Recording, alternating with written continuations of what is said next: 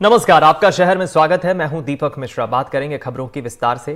खबर बेमेतरा से है, जहां दुर्ग लोकसभा के सांसद प्रत्याशी विजय बघेल पथर्रा गांव पहुंचे, जहां सड़क हादसे में हुई 9 लोगों की मौत पर उन्होंने दुख जताया और श्रद्धांजलि दी। वहीं हादसे में घायल लोगों के इलाज के लिए अधिकारियों को उन्होंने जरूरी दिशा निर्देश भी दिए। पथर्रा गांव से 9 लोगों की मौत के बाद यहाँ के स्थानीय जो बीजेपी के प्रत्याशी हैं विजय बघेल जी और वो स्थानीय सांसद आए, सर क्या घटना थी? बहुत दर्दनाक और पीड़ादायक घटना है। हमने सभी परिवारजनों से मिलकर उन्हें कागज बंधाया है और जो भी शासन प्रशासन से उचित मुआवजे की बात हो, माननीय मुख्यमंत्री से जब मेरी चर्चा हुई है वो निश्चित रूप से शासन से होगा, मगर जो चला गया उसको लौटाना मुश्किल है और परिवारजन की पीड़ा हम कम नहीं कर सकते, लेकिन उनके साथ हम सब हैं और जो मृतात्मा है उनको श्रद्धांजलि अर्पित करता हूं। और हादसा हुआ है, क्यों हुआ, कैसे हुआ, सारी घटना की जानकारी लेकर उस पर जो उचित कार्रवाई होगी, जो दोषी होगा उस पर उचित कार्रवाई होगी। समुचित इलाज उसके लिए क्या करेंगे?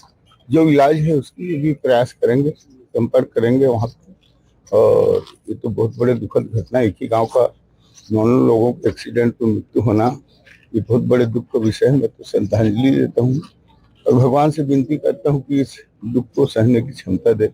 और ये एक्सीडेंट कैसे हुआ इसका जांच का विषय है, अधिकारियों से चर्चा करेंगे और इसका जांच कराएंगे, दोषी होने पर निश्चित रूप से उस पर कार्रवाई करवाएंगे। तो ये थे कैबिनेट मंत्री दयालदास जी बघेल, जिनका कहना है कि इसकी जांच होनी चाहिए और समुचित इलाज की व्यवस्था की जाएगी और जो भी पीड़ित है उनको परिवार को सहायता का प्रयास किया जाएगा। सुजीत शर्मा, एनडीटीवी बेमेतरा। समुचित इलाज उसके लिए क्या करेंगे? जो इलाज है उसकी भी प्रयास करेंगे, संपर्क करेंगे वहाँ पर। और ये तो बहुत बड़े दुखद घटना, एक ही गांव का 9 लोगों के एक्सीडेंट में मृत्यु होना, ये बहुत बड़े दुख का विषय है। मैं तो श्रद्धांजलि देता हूँ और भगवान से विनती करता हूँ कि इस दुख को सहने की क्षमता दे। और ये एक्सीडेंट कैसे हुआ इसका जांच का विषय है, अधिकारियों से चर्चा करेंगे और इसका जांच कराएंगे, दोषी होने पर निश्चित रूप से उस पर कार्रवाई करवाएंगे। रायगढ़ में मुख्यमंत्री विष्णुदेव साय की पत्नी कौशल्या साय ने देवांगन समाज की महिलाओं से मुलाकात की। दरअसल सीएम की पत्नी ने रायगढ़ लोकसभा सीट से बीजेपी प्रत्याशी राधेश्याम राठिया के पक्ष में जोरदार प्रचार किया। वहीं इस दौरान कौशल्या साय ने महिलाओं से मुलाकात कर विभिन्न मुद्दों पर चर्चा की और साथ ही बीजेपी के पक्ष में चुनाव प्रचार करने की अपील की।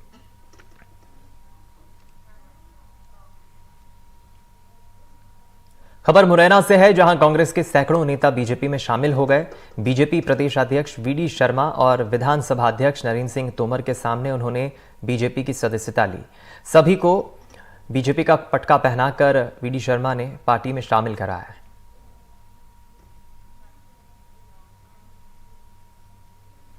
मध्य प्रदेश की इंदौर लोकसभा सीट से कांग्रेस के उम्मीदवार रहे अक्षय कांति वंप द्वारा अपना नामांकन वापस लेने के बाद जिला निर्वाचन कार्यालय में काफी गहमा गहमी का माहौल बना रहा। दोपहर 3 बजे जब बड़ी संख्या में बीजेपी और कांग्रेस के कार्यकर्ता यहां पहुंचे तो उनके बीच आपसी झूमा छटकी हो गई। इस दौरान एक निर्दलीय प्रत्याशी देवेंद्र सिंह झाला धरने पर बैठ गए। उनका कहना है कि जब उन्होंने अपना नॉमिनेशन वापस नहीं लिया तो फिर उनका नाम आखिर अपने आप वापस कैसे हो गया। उधर इंदौर कलेक्टर आशीष सिंह ने बताया कि 23 में से 9 उम्मीदवारों ने अपना नामांकन वापस ले लिया है। अब इस तरह इंदौर सीट पर सिर्फ 14 उम्मीदवार शेष हैं।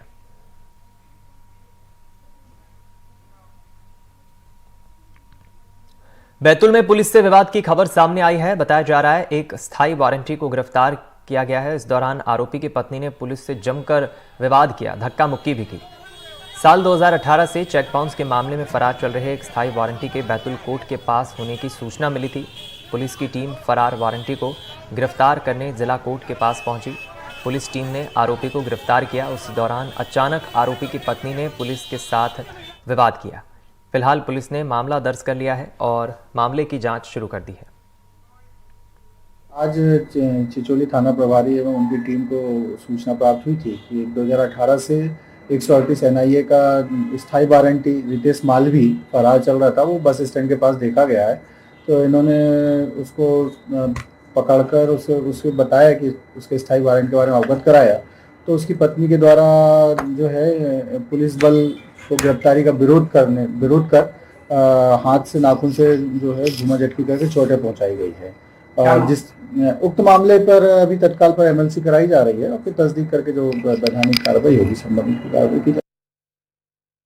सर, थाने में सूचना प्राप्त हुई कि 2018 का एक स्थायी वारंटी बैतूल बस स्टैंड पर आया हुआ है। सूचना पर तुरंत मेरे हेड साहब को रवाना होकर के हेड साहब के साथ में बस स्टैंड आया, जहां उक्त वारंटी उसके साले के साथ मिला।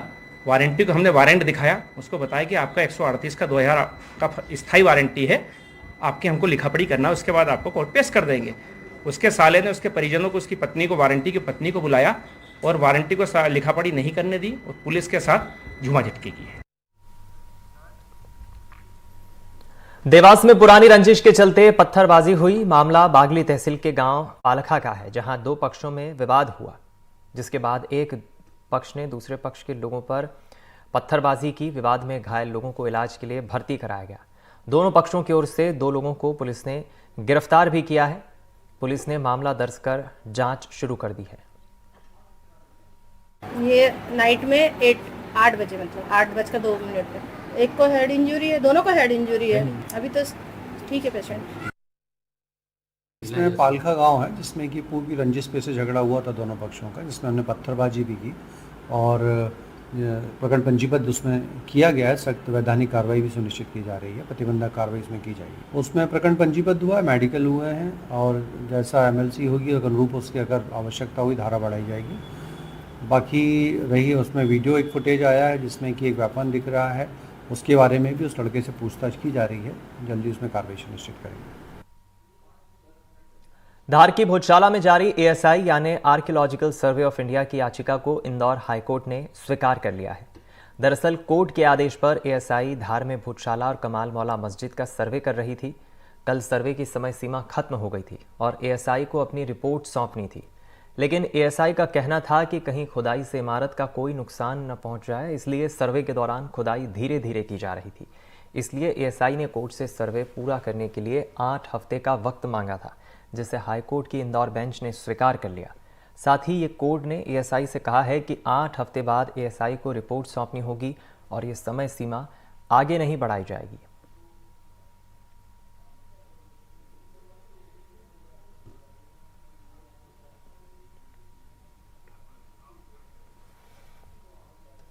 भोजशाला के सर्वे को लेकर उच्च न्यायालय इंदौर खंडपीठ ने आदेश जारी किया है। कोर्ट ने कहा है कि 8 सप्ताह और सर्वे होगा। आपको बता दें, सर्वे का समय बढ़ाने की मांग हुई थी, जिसमें 8 सप्ताह का समय और दे दिया गया है।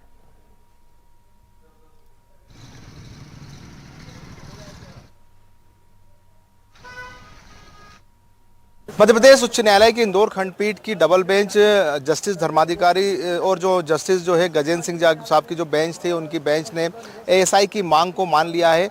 8 सप्ताह का वक्त मांगा गया था एएसआई जो आर्थोलॉजिकल सर्वे ऑफ इंडिया है उसके द्वारा। उसको लेकर जो है हमारे साथ अधिवक्ता जो हिंदू पक्ष है उसकी ओर से अधिवक्ता और जो उसकी ओर से याचिकाकर्ता दोनों मौजूद है।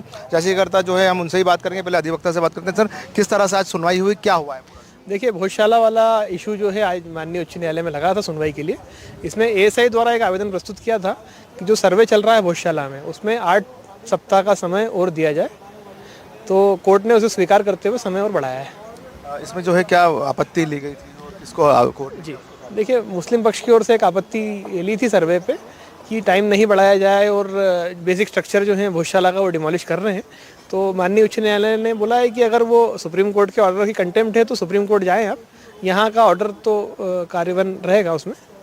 आशीष जी भी हमारे साथ, आशीष जी से बात करते हैं। आशीष जी, किस तरह से सुप्रीम कोर्ट में भी एक मामला गया था और यहाँ भी चल रहा है, क्या कहेंगे आज के ऑर्डर को?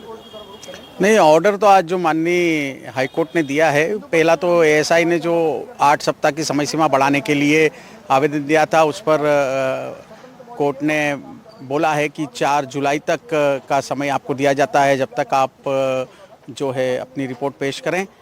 और जो आपत्ति ली थी सर्वे रोकने के लिए, उसे खारिज कर दिया गया है। जिस तरह से सुप्रीम कोर्ट भी गया था मुस्लिम पक्ष, उसको लेकर आप क्या? सुप्रीम कोर्ट में मुस्लिम पक्ष गया है, 3 बार अभी तक जा चुके हैं वे लोग। 22 मार्च को गए हैं, 1 अप्रैल को गए हैं, 5 अप्रैल को गए हैं। सभी को पता है कि सुप्रीम कोर्ट ने क्या कार्रवाई की है और क्या गाइडेंस जारी करे हैं, लेकिन सर्वे नहीं रोका गया है। तो सर्वे तो निरंतर जारी है और सर्वे अब जो है वो 4 जुलाई तक चलेगा, जब तक एएसआई फाइनल रिपोर्ट प्रस्तुत करे। आप संतुष्ट हैं सर्वे की कार्रवाई से? बिल्कुल, हम लोग संतुष्ट हैं जो साक्ष्य मिल रहे हैं, जो आकृतियाँ मिल रही है, जो अवशेष मिल रहे हैं, वो कहीं ना कहीं हमारे सनातन धर्म की जीत की और हमें हमारे पूर्वजों पर, महापुरुषों पर, भगवान पर भरोसा है।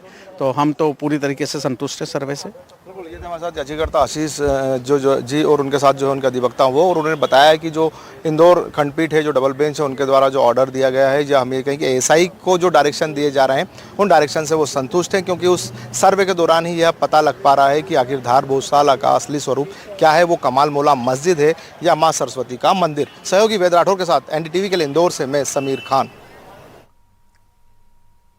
बुरहानपुर में दूषित पेयजल की सप्लाई के चलते करीब आधा दर्जन वार्डों में डायरिया फैल गया है, जिसके चलते मरीज अस्पताल में भर्ती हैं और उनका इलाज चल रहा है।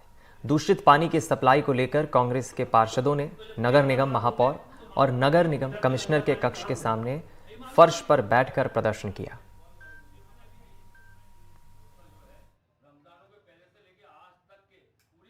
हमने तो कुल आज और कल का अल्टीमेटम दिया है, क्योंकि ये कोई समस्या ऐसी नहीं है कि उसमें ज़्यादा समय दिया जाए। पानी कभी गंदा आएगा तो शहर में और तराही की समस्या बनेगी और अकाल मृत्यु बढ़ेगी।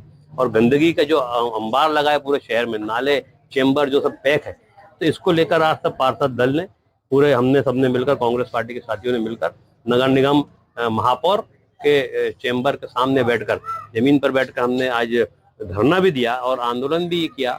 और कमिश्नर साहब से हमने उनको चेतावनी दी है कि आप कल शाम तक पूरे शहर की पानी की व्यवस्था और सफाई की व्यवस्था सुधार दें, नहीं तो हमें मजबूरन बुरहानपुर में उग्र आंदोलन करके बुरहानपुर शहर को बंद करना पड़ेगा। तो ये अपने आप में दर्शाता है कि बुरहानपुर शहर डायरिया की चपेट में है और स्थानीय प्रशासन और भारतीय जनता पार्टी यहाँ कोई भी इस और ध्यान देने को तैयार नहीं है।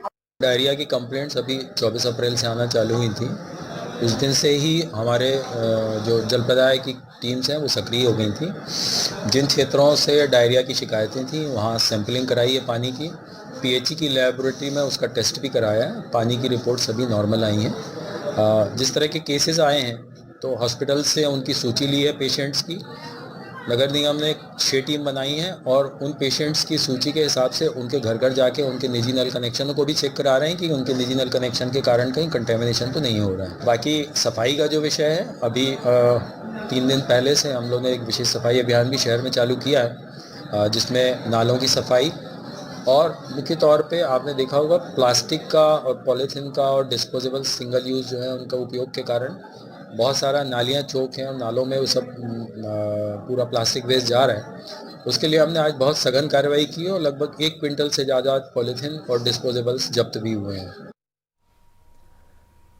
बालोद जिला मुख्यालय बस स्टैंड पर पिछले 1 महीने से गंदे पानी की वजह से आम लोग परेशान हैं। यहां बस स्टैंड के पास दुकान लगाने वाले व्यापारी भी गंदा पानी जमा होने से परेशान हैं। दरअसल नेशनल हाईवे 930 बनाया जा रहा है, जिसके नाले का निर्माण किया जा रहा है, लेकिन पुरानी नाली को तोड़ने के बाद पानी की निकासी की कोई समुचित व्यवस्था नहीं की गई। दुकानदारों का कहना है कि बदबू की वजह से दुकान में ग्राहक नहीं आ रहे और हम भी दुकान में नहीं बैठ पा रहे हैं। इतनी है कि ये गंदगी बदबू से ना ग्राहक आ पा रहे हैं ना दुकानदार बैठ पा रहा है। हम लोग बैठना छोड़ दिए हैं। आप पानी देख सकते हो कितना गंदा पानी, और बदबू के कारण एक भी ग्राहक न चढ़ पा रहा है, सब परेशान है। यहाँ के जितने दुकानदार हैं एक एक ने कंप्लेन की है, लेकिन किसी का कोई जवाब नहीं है, ना कोई कार्रवाई हो रही है, ना ये बंद हो रहा है। ये तो लगभग 10-15 दिन हो गए अभी है और इसका तो कंप्लेन कर दिए हैं, लेकिन अभी तक कोई सुनवाई नहीं हो रहा है और कोई भी शासन प्रशासन ध्यान नहीं दे रहे हैं। काम अपने ऐसी तो पिछले साल भी हुआ था, पूरा सड़क के सामने ग्राहक लोग परेशान हो जाते हैं, अपने दुकान का धंधा चौपट हो जाता है। दिन भर पानी के इंतजार करते रहते, कम होगा करके पानी कम होता ही नहीं है। सवेरे दुकान खोलते हैं तो पानी वहीं का वहीं बढ़ा हुआ रहता है, कोई ग्राहक आना नहीं चाहता दुकान के अंदर। शिकायत पहले नगर पालिका सीएमओ से किए थे, अभी पीडब्ल्यूडी हाईवे वाले लोग कोई देख नहीं रहे इसको।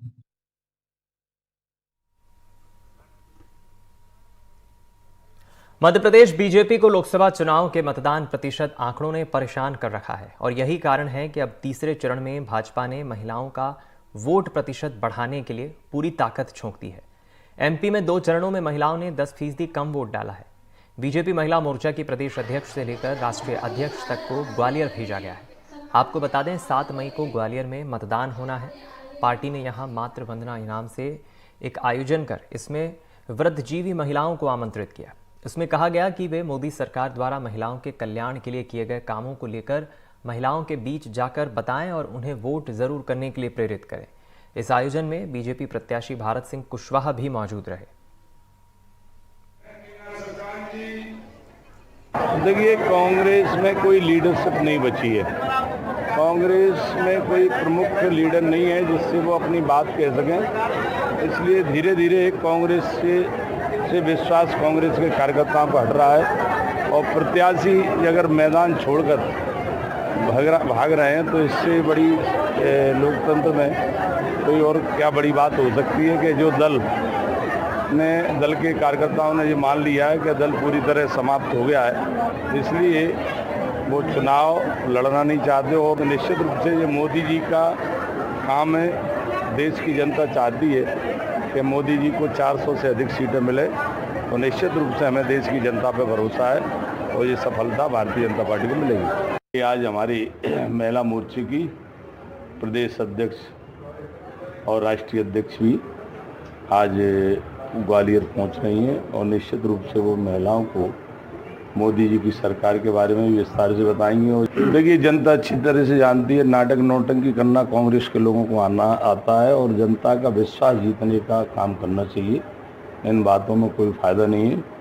कहीं ईवीएम पे आरोप लगाते हैं और जातिगत की राजनीति मैं दावे के साथ कह रहा हूँ कांग्रेस के लोग करते हैं। भारतीय जनता पार्टी कभी जातिवाद की राजनीति नहीं करती है, न कहीं कोई लड़ाई है, न झगड़े है, न कहीं कोई दंगा फसाद है। इसलिए कांग्रेस क्या जातिवाद में विभाजन करके चुनाव जीतने की कोशिश कर रही है, इसलिए कांग्रेस को जनता नहीं स्वीकारेगी, भारतीय जनता पार्टी की जनता स्वीकारेगी। मध्य प्रदेश में इस बार बोर्ड के रिजल्ट काफी निराशाजनक रहे। बात करें सिवनी जिले की तो यहां 39 स्कूलों का कक्षा 10वीं का परिणाम 35% से कम रहा। वहीं 4 स्कूलों के कक्षा 12वीं के परीक्षा परिणाम 35% से कम रहे। अब जिला शिक्षा अधिकारी ने बेहद खराब प्रदर्शन करने वाले इन स्कूलों के प्रधानाचार्यों को नोटिस जारी किया है। जिला शिक्षा अधिकारी ने कहा है कि संतोषजनक जवाब नहीं मिलने पर कार्रवाई की जाएगी।